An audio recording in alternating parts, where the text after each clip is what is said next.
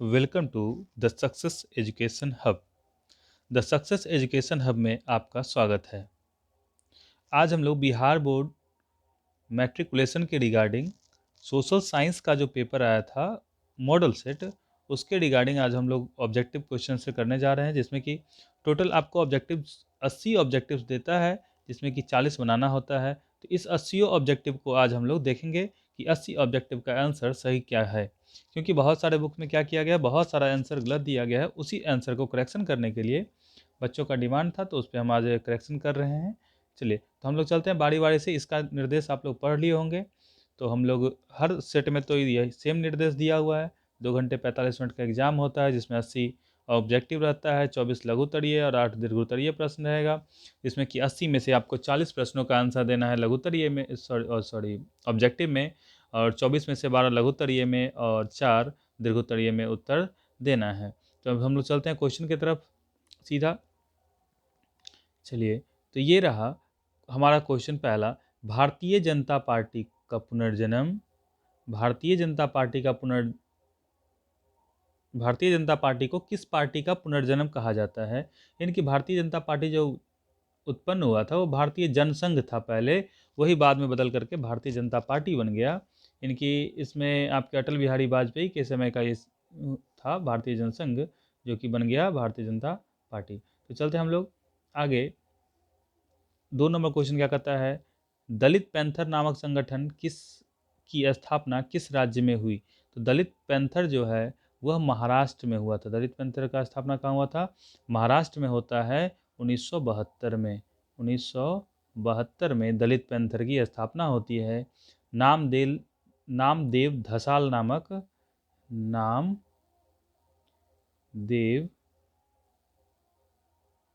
धसाल नामक व्यक्ति के द्वारा क्या किया गया था?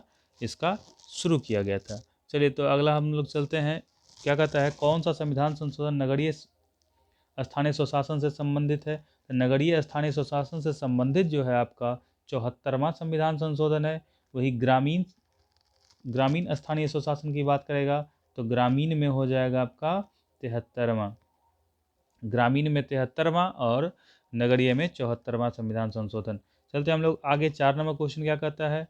4 नंबर क्वेश्चन हमको कहता है होगा, बलवंत राय मेहता समिति ने अपने प्रतिवेदन में कितने स्तरीय पंचायती राज व्यवस्था की सिफारिश की थी? तो ये त्रिस्तरीय पंचायती राज व्यवस्था की सिफारिश किए थे, जिसमें कि आपका क्या हो जाता है? एक हो जाता है मुखिया लेवल पे, एक हो जाता है समिति लेवल पे यानी कि प्रमुख लेवल पे, और एक हो जाता है जिला परिषद लेवल पे। इस तरीके से 3 त्रिस्तरीय पंचायत की बात की थी।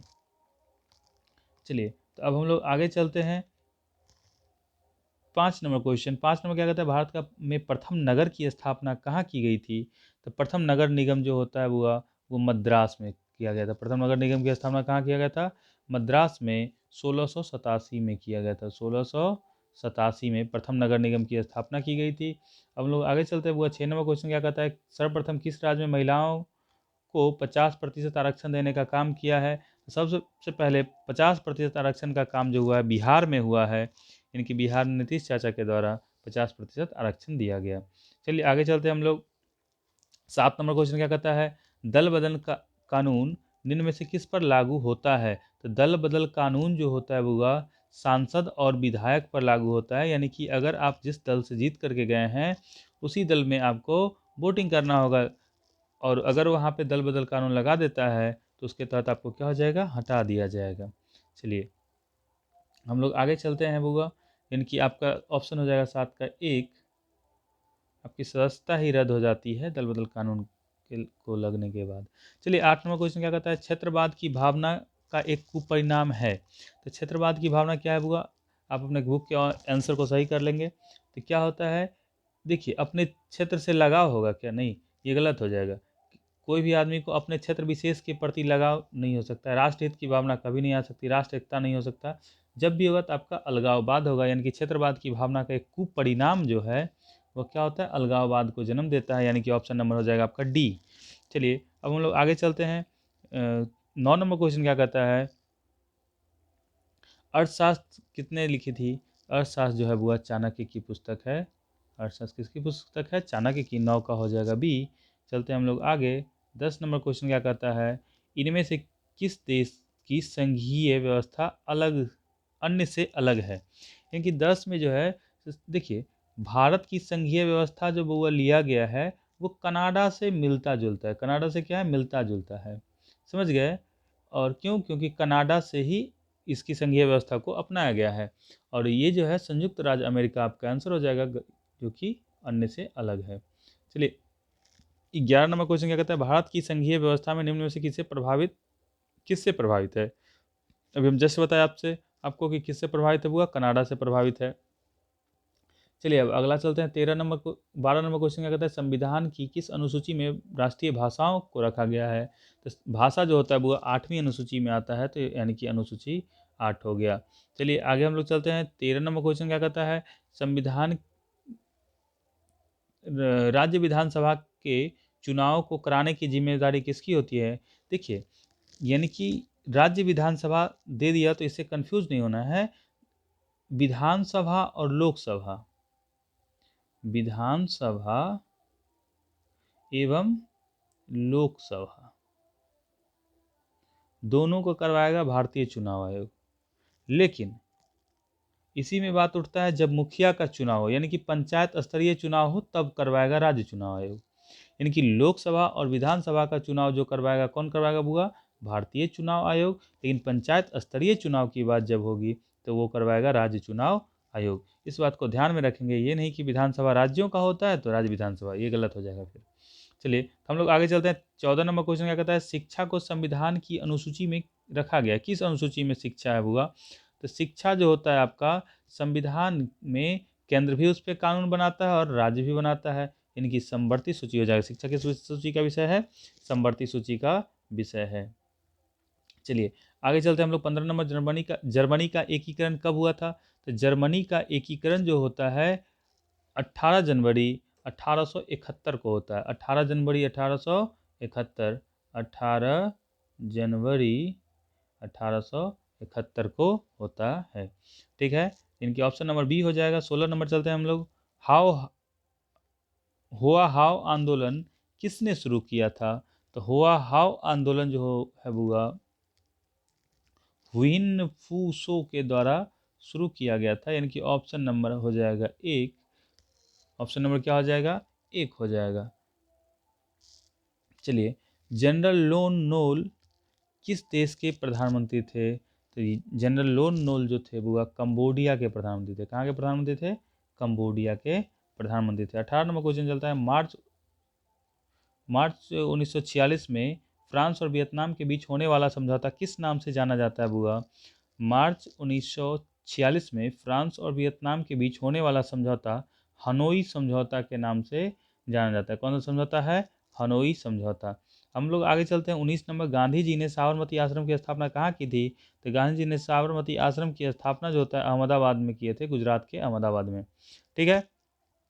अगला चलते हैं बुआ, इनकी आगे है हमारा, कांग्रेस के किस अधिवेशन में स्वशासन की जगह स्वराज का लक्ष्य प्रभावित था। तो इनकी कांग्रेस का जो कलकत्ता अधिवेशन था बुआ, कांग्रेस के कलकत्ता अधिवेशन में क्या हुआ था, स्वशासन के जगह किस शब्द को रखा गया था, स्वराज शब्द को रखा गया था, यानी कि अपने राज्य की बात की गई थी।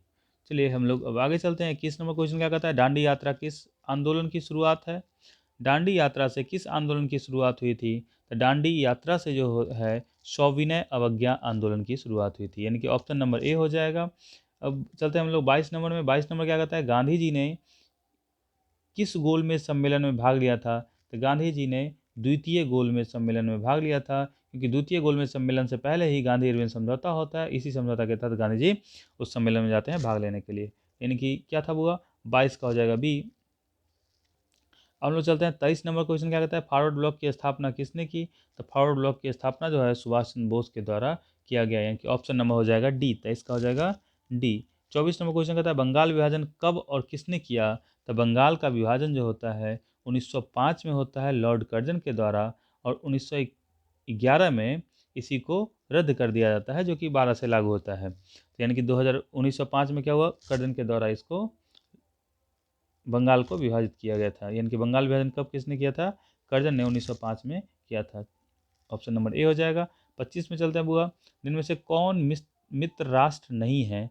तो मित्र राष्ट्र जो है बुआ कौन कौन है पहले ये देख लेते हैं। आपका है इंग्लैंड, फ्रांस, रूस, जापान, अमेरिका,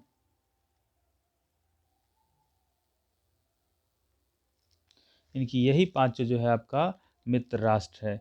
इंग्लैंड, फ्रांस, रूस, जापान और अमेरिका। तो इसमें से आप सोच सकते हैं कि कौन सा नहीं है। इंग्लैंड का ही नाम ब्रिटेन भी है देखो, तो इसमें हो जाएगा वो जर्मनी इसका मित्र राष्ट्र नहीं है। तो आप याद रखिएगा इंग्लैंड, फ्रांस, रूस, जापान और अमेरिका। आप या तो नोट डाउन कर लीजिए या फिर क्या करना है, इसमें से कोई भी एक नाम अगर आपको न मिले तो क्या हो जाएगा, वही आपका आंसर हो जाएगा। चलिए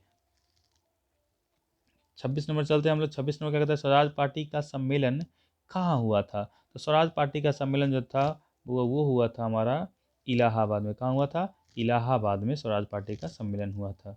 अगला हम लोग चलते हैं, अगला क्या कहता है 27 नंबर क्वेश्चन कहता है, इनमें से किसने पावर लूम का आविष्कार किया था।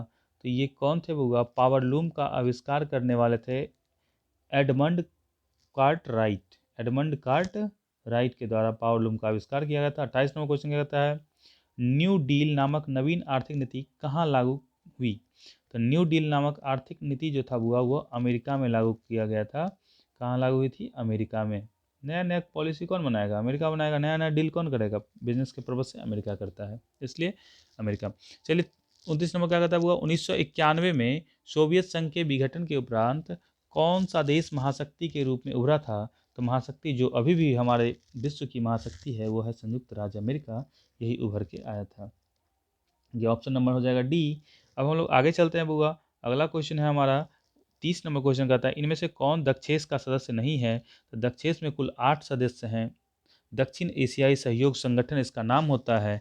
दक्षेस में होता कौन है बुआ, अफगानिस्तान, ठीक है, भारत, इंडिया, भारत, बांग्लादेश, भूटान, मालदीव, नेपाल और पाकिस्तान।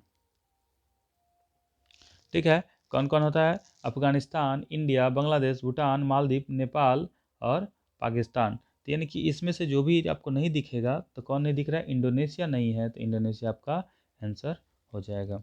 चलिए हम इसका भी देख लीजिएगा कि ये टोटल होता है 7 सदस्य देश हैं इनके। चलिए बुआ अगला हम चलते हैं, रूसो किस देश का रहने वाला था। तो रूसो जो रहने वाला था वो था आपका फ्रांस का रहने वाला था रूसो। चलिए 32 नंबर क्वेश्चन क्या कहता है, 32 नंबर कहता है, अल हिलाल के संपादन किसने किया था। अल हिलाल जो था बुआ एक समाचार पत्रिका थी जिसका कि संपादन किया था मौलाना अबुल कलाम आज़ाद के द्वारा, इनके ऑप्शन नंबर ए हो जाएगा। 33 नंबर क्वेश्चन क्या कहता है, गुटेनबर्ग ने सर्वप्रथम किस पुस्तक की छपाई की थी। तो गुटेनबर्ग जो किया था बुआ वो बाइबिल का छपाई किया था। किसका किया था, बाइबिल का छपाई किया था। 34 नंबर कहता है, महात्मा गांधी ने, एक मिनट, महात्मा गांधी ने इनमें से किसका संपादन किया था। तो महात्मा गांधी यंग इंडिया का संपादन किए थे, इनके ऑप्शन नंबर हो जाएगा बी। उसके बाद 35 नंबर क्वेश्चन क्या कहता है, 35 नंबर कहता है आपको, काउंट काबूर को क्विटर इमैनुअल ने एक पद पर नियुक्त किया था। वो कौन थे बुआ, तो वो प्रधानमंत्री के पद पर नियुक्त किया था। काउंट काबूर को किस पद पर नियुक्त किया था, प्रधानमंत्री के पद पर नियुक्त किया था। 36 नंबर कहता है, बियाना सम्मेलन की मेजबानी किसने की। तो बियाना सम्मेलन की मेजबानी जो था मेटरनिक के द्वारा किया गया था। बियाना सम्मेलन की मेजबानी किसके द्वारा किया गया था, मेटरनिक के द्वारा किया गया था। 37 नंबर कहता है, आंतरिक विद्रोह को दबाने के लिए, आंतरिक विद्रोह को दबाने के लिए रूस में एक संगठन की स्थापना हुई थी। वो कौन था बुआ, तो रूस में जो संगठन की स्थापना हुई थी वो था चेका। चेका संगठन की स्थापना की गई थी जो आंतरिक विद्रोह को दबाता था। चलिए आगे कहता है 38 नंबर, भारत में उपभोक्ता संरक्षण अधिनियम की घोषणा कब हुई थी? तो भारत में उपभोक्ता संरक्षण अधिनियम की घोषणा 1986 में हुई थी। भारत में उपभोक्ता संरक्षण अधिनियम की घोषणा कब हुई थी? 1986 में। अब हम लोग आगे चलते हैं बुआ, विश्व उपभोक्ता अधिकार दिवस कब मनाया जाता है? तो विश्व उपभोक्ता अधिकार दिवस जो है वो आपको 15 मार्च को मनाया जाता है। विश्व उपभोक्ता अधिकार दिवस कब मनाया जाता है? 15 मार्च को। अगला चलते हैं हम लोग 40 नंबर क्वेश्चन क्या कहता है, भारत में सर्वप्रथम राष्ट्रीय आय का अनुमान कब लगाया गया था? राष्ट्रीय आय का अनुमान 1978 में लगाया था। भारत में सर्वप्रथम राष्ट्रीय आय का अनुमान कब लगाया था? सॉरी 1978 नहीं, 1878 में, 1878 में। आगे चलते हैं हम लोग, गरीब गरीबी की तुलना में किस अर्थशास्त्र गरीबी की तुलना किस अर्थशास्त्री ने कैंसर रोग से की है? तो गरीबी की तुलना जो था हुआ कुजनेत्स नामक अर्थशास्त्री जो थे, ये क्या किए थे? कैंसर से किए थे। 42 चलते हम लोग, मानव विकास सूचकांक में इनमें से किसे सम्मिलित किया गया है? तो मानव विकास सूचकांक में होगा, देखो जीवन प्रत्याशा भी हो जाता है, शिक्षा की प्राप्ति भी है और जीवन स्तर, ये तीनों का अगर विकास होता है तो क्या होता है? हमारा मानव का विकास होता है, यानी कि इनमें से सभी हो जाएगा। ऑप्शन क्या हो जाएगा आपका? इनमें से सभी, ऑप्शन नंबर डी। चलते हैं हम लोग आगे, भारत में आर्थिक नियोजन का काम कौन सी संस्था करती है? भारत में आर्थिक नियोजन यानी कि आर्थिक नियोजन जो होता है वो योजना आयोग का काम है। किसका काम है? योजना आयोग का काम है, जो समझ गए, जो आर्थिक आधार पर नियोजन करने का काम करती है। आगे चलते हैं हम लोग,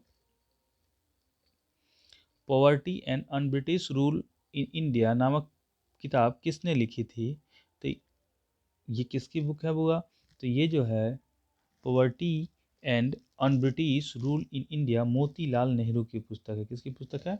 मोतीलाल नेहरू की पुस्तक है। हम लोग आगे चलते हैं, 45 नंबर में, स्वीडन की मुद्रा क्या है? स्वीडन की मुद्रा जो है वो स्वीडिश क्रोना होता है, यानी कि क्रोना। ठीक है, स्वीडन की मुद्रा क्या है? क्रोना, जिसको कि स्वीडिश क्रोना भी लिखा जाता है। चलिए आगे चलते हैं हम लोग, 46 नंबर क्या कहता है, निम्नलिखित में से कौन भारत का सर्वोच्च बैंकिंग संस्थान है? तो सर्वोच्च बैंकिंग संस्थान आरबीआई है। क्या है बुआ? RBI, RBI. ठीक है, हम लोग आगे चलते हैं, 47 नंबर क्या कहता है, मानव के सर्वांगीण विकास में सामाजिक आर्थिक विकास के लिए सबसे महत्वपूर्ण तत्व क्या है? तो सबसे महत्वपूर्ण तत्व जो है जिससे उसका सामाजिक आर्थिक विकास हो सके वो है बुआ उसका शिक्षा। अगर मानव के पास शिक्षा रहेगा तो वो धन भी कमा सकता है, जनसंख्या तो कभी होगा नहीं, पूंजी भी बना सकता है, यानी कि सबसे इम्पोर्टेंट क्या है मानव के जीवन में? शिक्षा। चलिए 47 नंबर क्या कहता है हुआ, इनमें से कौन भारतीयों के जीवन निर्वाह का मुख्य आधार साधन है? तो मुख्य भारतीयों का मुख्य साधन क्या हुआ? कृषि। कृषि प्रधान देश है हमारा, 70% लोग कृषि पे आधारित हैं। आगे चलते हैं हम लोग, प्राथमिक क्षेत्र की कौन सी आर्थिक क्रिया शामिल है? तो प्राथमिक क्षेत्र के अंतर्गत जो होता है वो होता है खनन, कृषि, ये सब क्या होता है? प्राथमिक क्षेत्र।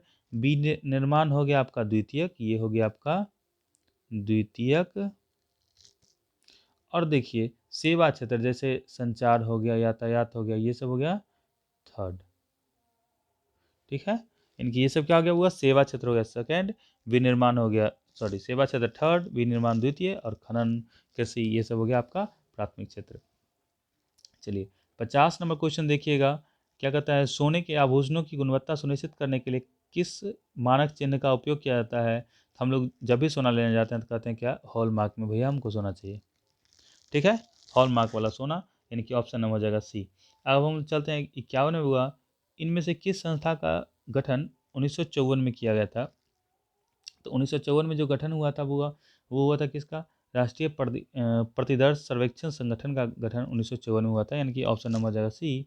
52 में हम चलते हैं, मौसमी बेरोजगारी पाई जाती है किस क्षेत्र में बुआ? तो मौसम बेरोजगारी कहाँ पाया जाएगा? कृषि क्षेत्र में। देखिए औद्योगिक क्षेत्र को मौसम से क्या लेना देना है? सेवा क्षेत्र में क्या लेना देना है? मौसमी बेरोजगारी का मतलब हो गया कि मौसम के कारण जो बेरोजगारी आ गया, अगर बाढ़ आ गया, सुखाड़ हो गया, तो बेरोजगारी जो उत्पन्न होता है ये कहलाता है मौसमी बेरोजगारी, इनके ऑप्शन नंबर हो जाएगा बी। आगे चलते हैं 53 नंबर, पूंजीवादी अर्थव्यवस्था के क्या गुण है? पूंजीवादी अर्थव्यवस्था जो होता है वो निजी लाभ को माना चाहता है, बिल्कुल सही बात है। मूल्य का तंत्र होता है, बिल्कुल सही है। साधनों का निजी स्वामित्व होता है, यानी कि उसका जो साधन होता है उसका कोई एक ही मालिक होता है, ये भी सही है। यानी इनमें से सभी हो जाएगा। ऑप्शन नंबर हो जाएगा आपका डी। चलिए हम लोग आगे चलते हैं। 54 नंबर क्वेश्चन क्या कहता है, तरुण भारत संघ का संबंध किस राज्य से है।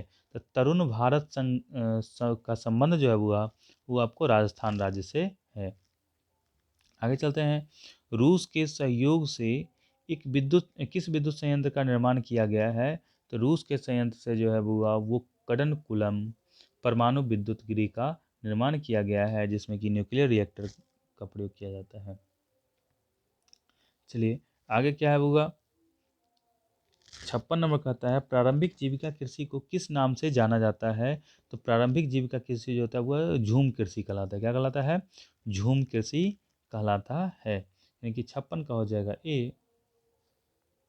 57 में डेक्कन ओडिसी किस राज्य में चलाई जाती है तो डेक्कन ओडिसी महाराष्ट्र राज्य में चलाई जाती है। डेक्कन ओडिसी कहाँ चलाया जाता है, महाराष्ट्र राज्य में चलाई जाती है।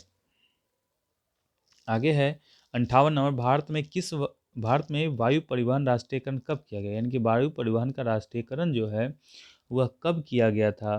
तो 1953 में किया गया था, 1953, ऑप्शन नंबर ए। उसके बाद हम चलते हैं 59 नंबर में, इंदौर बंदरगाह किस राज्य में अवस्थित है। तो इंदौर बंदरगाह तमिलनाडु राज्य में अवस्थित है। इंदौर कहाँ है तमिलनाडु में। आगे चलते हैं। बिहार की प्राचीनतम नदी घाटी परियोजना कौन सी है। सोन नदी घाटी परियोजना। बिहार की प्राचीनतम नदी घाटी परियोजना कौन सा है, सोन नदी घाटी परियोजना। उसके बाद चलते हैं हम आगे। 61 नंबर क्या कहता है, वो नंदा देवी राष्ट्रीय उद्यान कहाँ स्थित है। तो नंदा देवी आपका उत्तराखंड में स्थित है। कहाँ है उत्तराखंड में, ऑप्शन नंबर बी। 61 के का हो जाएगा बी। अब हम लोग चलते हैं 62 में। चिपको आंदोलन की शुरुआत किसने की थी। तो सुंदरलाल बहुगुणा ने किया था। चिपको आंदोलन की शुरुआत किसने किया था, सुंदरलाल बहुगुणा के द्वारा किया गया था। इनकी ऑप्शन नंबर हो गया आपका ए। अब हम लोग आगे चलते हैं 63 में क्या कहता है, कितने प्रतिशत भौगोलिक क्षेत्र बिहार के कितने प्रतिशत भौगोलिक क्षेत्र में वन का फैलाव है। क्योंकि वन का फैलाव जो वो 7.1% क्षेत्र में है। लेकिन ऑप्शन के अनुसार हमको क्या मारना है, टिक आउट करना है 7। क्या करना है 7। लेकिन वन का फैलाव वास्तविक में बिहार में कितना है, 7.1% क्षेत्रों में है। 64 नंबर का चलते हैं। इनमें से कौन कार्बनिक खनिज नहीं है। तो कार्बनिक खनिज जो है वह न बिटुमिनस है, न खनिज तेल है, न प्राकृतिक गैस है। ये सब कोई भी कार्बनिक उत्पाद नहीं है। यानी कि इनमें से सभी हो जाएगा आंसर। 65 नंबर चलते हैं। सीमेंट उद्योग का कच्चा माल क्या है। तो कच्चा माल वो चूना पत्थर है, क्योंकि चूने पत्थर को पीस करके सीमेंट बनाया जाता है। यानी कि ऑप्शन नंबर हो जाएगा ए। तो 65 का हो जाएगा ए। 66 नंबर हम चलते हैं। भारत का पहला तेल शोधक कारखाना कहाँ था। तो डिगबोई असम में है। डिगबोई कहाँ है असम में। डिगबोई कहाँ पे है, असम में। वहीं पे क्या था आपका पहला तेल शोधक कारखाना था। हम लोग 67 में चलते हैं। 67 क्या है मुंबई हाई प्रसिद्ध है तेल शोधक कारखाने के लिए। किसके लिए प्रसिद्ध है तेल शोधक कारखाने के लिए, क्योंकि समुद्र तट पे जितना भी है बहुत मतलब कि तेल उत्पादन होता है और वहाँ उसका शोधन करता है। चलिए उसके बाद क्या कहता है भारत के प्रमुख खाद्यान्न फसल कौन है। तो भारत का प्रमुख खाद्यान्न फसल कौन सा है तो ये हो जाएगा आपका चावल। भारत का प्रमुख खाद्यान्न कौन सा है, चावल। उसके बाद चलते हैं हम लोग आगे। जूट उत्पादन में कौन सा देश अग्रणी है। तो जूट उत्पादन में सबसे ज़्यादा भारत अग्रणी है। जूट जिसको कि आप लोग पटसन भी कहते हैं, हिंदी देहाती भाषा में पटुआ भी कहते हैं। यानी कि कौन है जूट उत्पादन में अग्रणी राज्य, तो वो है हमारा भारत। चलिए 70 नंबर देखते हैं। इन राज्यों में से कौन लौह अयस्क का अग्रणी उत्पादन है। तो लौह अयस्क जो सबसे अधिक उत्पादित होता है वो लोहा का अयस्क, वो कर्नाटक में होता है। कहाँ होता है, कर्नाटक में। आगे हम लोग चलते हैं। किसे बिहार का रेशम का नगर कहा जाता है। रेशम सबसे अधिक भागलपुर में, बिहार के भागलपुर में रेशमी कपड़ा सबसे अधिक विकसित किया जाता है। यानी कि रेशम का जो कारखाना है, रेशम कीट पालन जो होता है सबसे अधिक, वो कहाँ होता है, भागलपुर में होता है।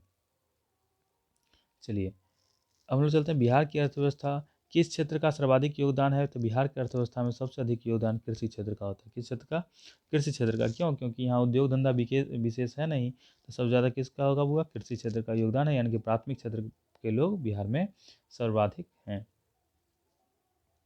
73 क्या कहता है हुआ, बिहार की बड़ी त्रासदियों में से एक है क्या, बाढ़।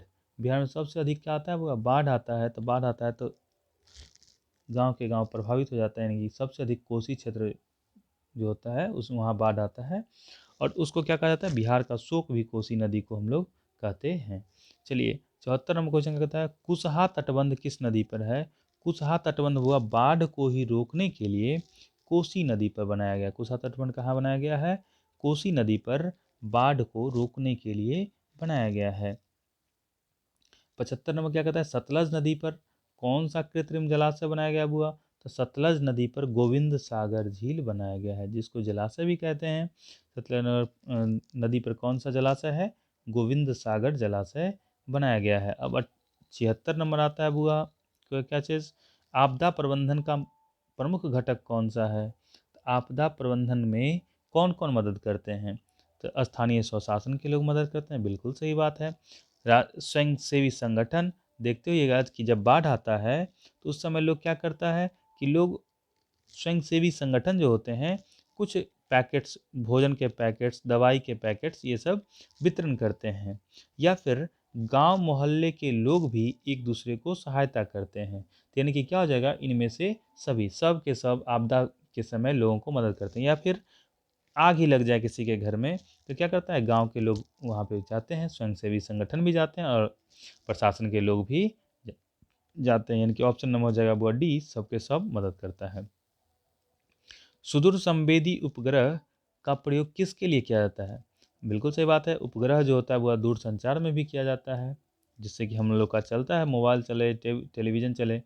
संसाधनों की खोज के लिए भी किया जाता है, मौसम विज्ञान के लिए भी किया जाता है। यानी कि इनमें से सभी हो जाएगा, इनमें से सभी। 77 का हो जाएगा ऑप्शन नंबर डी। 78 चलते हैं, 26 दिसंबर 2004 को विश्व के किस हिस्से में भयंकर सुनामी आया था।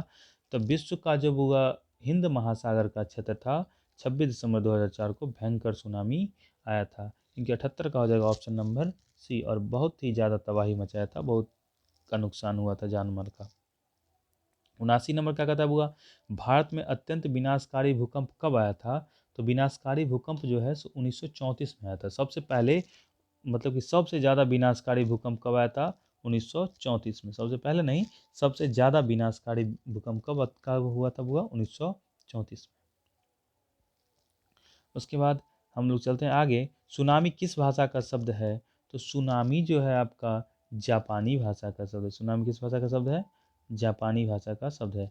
इसको लिखा जाता है इंग्लिश में TUNAMI, टूनामी। ठीक है, तो यानी कि सुनामी किस भाषा का शब्द हुआ, जापानी भाषा का शब्द है। इसी के साथ आपका 80 के 80 क्वेश्चन समाप्त हो जाता है। और हम लोग आज सोशल साइंस के मॉडल सेट 1 का 80 के 80 क्वेश्चन देख लिए। इसी के साथ आपका बहुत बहुत धन्यवाद। आपका दिन शुभ हो और आप एग्ज़ाम्स में बहुत अच्छा मार्क्स गेन करें। चलिए, बहुत बहुत धन्यवाद।